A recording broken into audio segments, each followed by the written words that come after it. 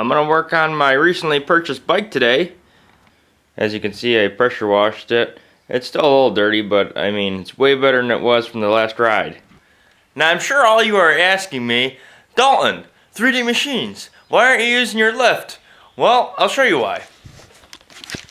Damn lawnmower sitting on it.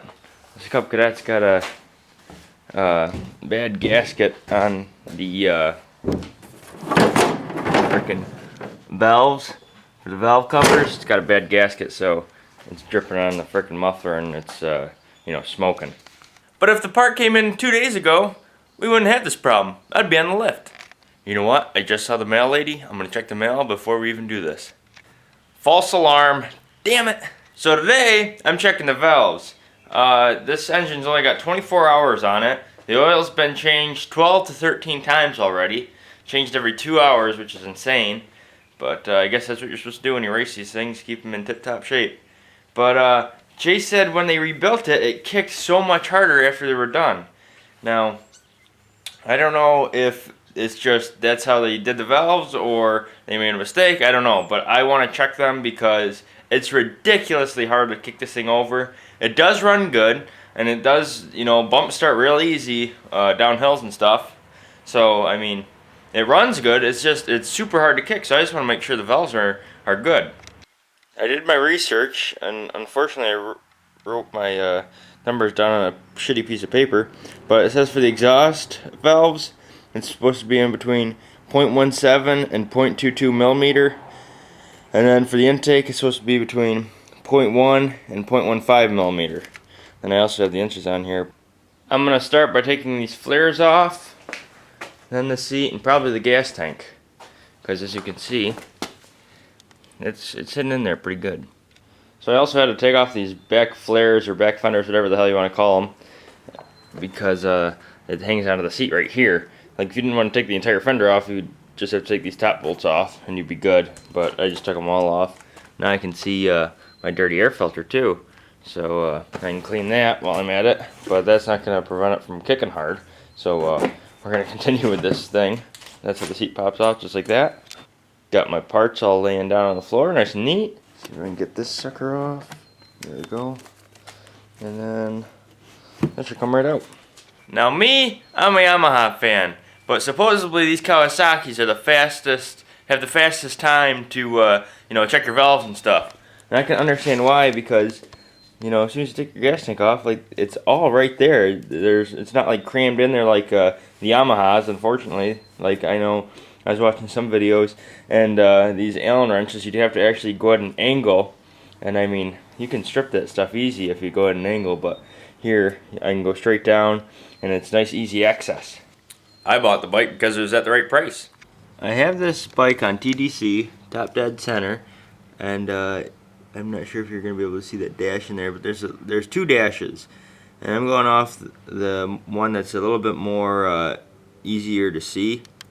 I did that. I adjusted that by going counterclockwise with my socket wrench, and I'm looking at these timing gears, and I believe that timing mark should actually be higher than it is. So I think this is actually off, because when you adjust this, when that's at TDC, I believe that this mark should be right here at the top of the cylinder here, and it's down a little bit, and then over here it's actually below. So I believe those things are off by like one tooth. I mean, I could be mistaken, but I'm gonna take this thing apart, and then if I put it the way I want it to be and it works better, and the valves are in the right positions, then this will be our problem. I did take my feeler gauge to all four of the valves, and the exhaust valves were in the right increment, and the intake was in the right increment, so we're good. I think we're just out of timing a little bit, so I'll just demonstrate a little bit. After you take your top piece off, which is just two Allen wrench bolts or screws, whatever you want to call it, then take that gasket off, and then what you do is you put it on top dead center, and then you take your feeler gauge, and it's marked right in here. It's got both the metric and SAE, but it won't focus. There it goes. It's gonna go .102 and .004. Top numbers inches, the bottom numbers millimeters. So I took the, .17 to .22 millimeter and put that in there and see what sizes fit. If it was in range, then it's gonna work. And then I did that for the intake as well. Now, if you do have to make adjustments to your valves, there's actually a really good video on that I actually found. It's Rocky Mountain, like RVMC, I think their channel name is. And they go through the entire thing, like shim and all, like, if your shit's off, they will help you do that. But my shit's good, so I'm not gonna worry about it. I just gotta retime this thing. I'm just gonna try moving these things over a tooth or two. The first thing I found was my timing chain mechanism is loose. You can see the gap right there. This screw is actually already loose. I don't know about the other one. I can't get to that one yet.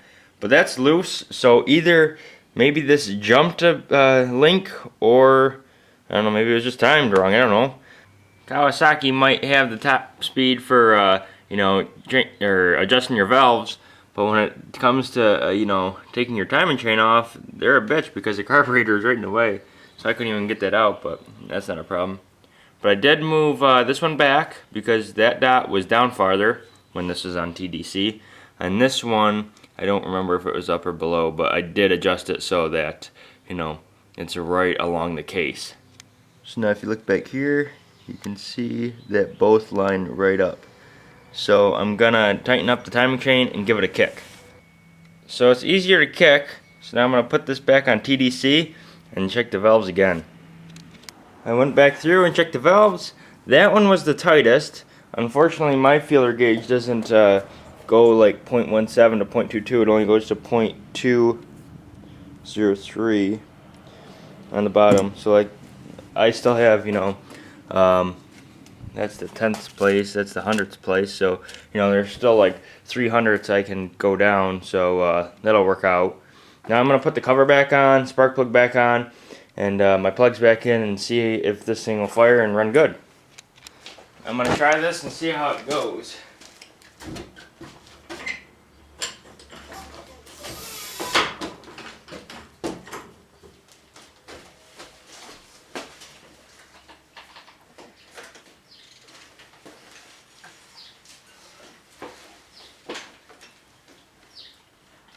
I got the gas back on.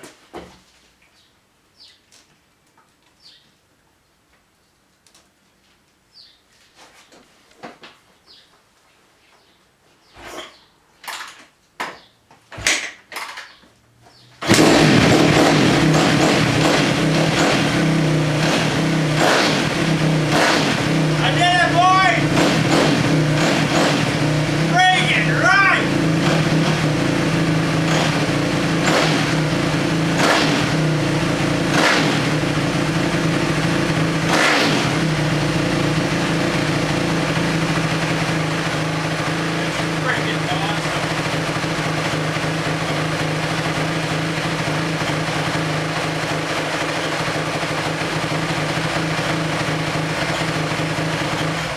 So this is my first motorcycle ever working on, and started frickin' first kick.